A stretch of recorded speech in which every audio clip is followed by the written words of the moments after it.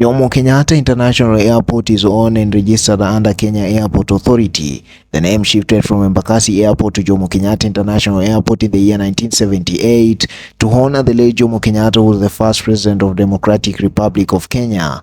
The airport was built and opened officially on 9th March 1958, and this means the airport is 66 years and 6 months old. The British Overseas Airways Corporation, which was founded in 1939, 24th November, led to the construction of Jomo Kenyatta International Airport to ease the movement of the British colony as they were establishing their rule while here in Kenya. During construction, the forced labor was extensively utilized. This led to enormous pressure amongst the workers, who were also fighters of Mau Mau, and some of them died due to exhaustion. On Sunday of 9th March, the Jki-Adani was opened by the British governor by the name Sir Evelyn Baring. And in 1972, the World Bank approved over 3.7 billion Kenyan shillings for the extension purpose of the airport, including new international and domestic passengers building. On 14th March, the construction of the current terminal was completed and was launched by President Kenyatta. 5 months later, after his death, the name of Jki was changed in the honor of his name and legacy for Kenya. On June 2008, when the Vision 2030 was launched, the then-serving President Jki-Adani drew a plan that would extend the airport to 18.5 million capacity annually by the year 2030.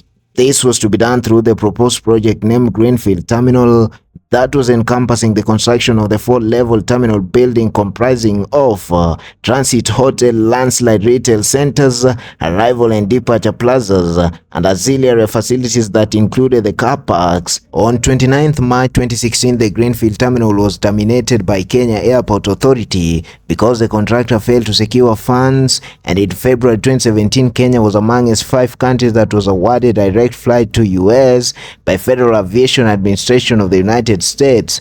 The other countries include South Africa, Ethiopia, Egypt, Morocco, and Cape Verde, which was awarded the same. On 7th August 2013, a fire outbreak was witnessed around the immigration area of Jomo Kenyatta International Airport.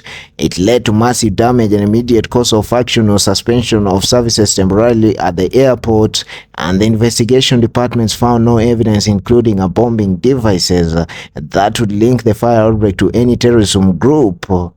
On 11 September 2024, the workers of Jomo Kenyatta International Airport held anti-Adani strike against proposal by the government to lease the organization to Adani. Adani Group is an Indian multinational conglomerate headquartered in Ahmedabad. It was founded by Gautam Adani in 1988 as commodity trading business in areas such as sea and airport management, electricity generation and transmission, mining, natural gas, food, weapons and infrastructures. More than 60% of its revenue is derived from core-related businesses. Adani Group has a revenue income of over $37 billion and a net income of over $4.9 billion as it stands in 2024. They have 36,000 employees across the world as it stands in 2024. In 2022, Adani caught attention after surpassing Tata Group headquartered in Mumbai after hitting 206 billion capitalization in the global market. However, the Adani Group have been linked with fraud and market manipulation allegations, which led to making a loss of over $104 billion through the hands of short-term seller by the name Hindenburg Research. In May 2024, the Adani Group's market capitalization returned to over $200 billion after the Supreme Court of India directed Security and Exchange Board of India to expedite its investigations. According to Bloomberg reports, the Supreme Court of India instructed SEBI to conclude its investigation within 3 months, clearing the company from any further probes in the Hindenburg saga. In 2014, the Adani Group relaunched coal mining in Australia with the support of Queensland's government for the project. In response to the pressure by environmental activists, international banks refused to sponsor the project. The possible impacts of mining would lead to water usage and carbon emissions, leading to campaign Stop Adani in Australia. The mission Stop Adani was launched by Australian Youth Climatic Coalition with the following big agendas: power shift, you decides, 2010 election through automated phone calls. And the main agenda was to stop Adani, with over 200 young people visiting all bank branches to stop funding for the coal mining project. In 2015, The Adani Group was accused of mining pollution incident in Kifue River in Zambia, and Jai Kumar Janakuraj holding significant positions.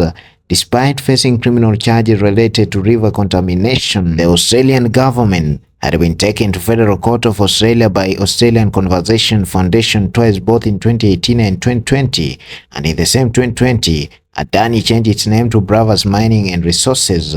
Adani Group has also been facing cronyism or favorism because Gautam Adani, the founder of Adani, has been a close friend to former Indian Prime Minister, thus getting most of the coal mining related projects from the Indian government. Adani is also facing debt leverages with a corporate debt of $30 billion in 2022, receiving a warning from Fitch Ratings that the debt would hinder the cash flow and credit metrics. In 2007, Securities and Exchange Board of India accused Adani Group through stock market rigging, banning down some of the Adani companies from engaging in purchase or sale for a period of 2 years. The action was taken by SEBI due to the involvement scheme of manipulation that took place in 1999 and 2001 to artificially influence stock prices. After paying a fine of $140,000, the activities was allowed to commence as normal. On 27 February 2010, Central Bureau of Investigation arrested Jki-Adani,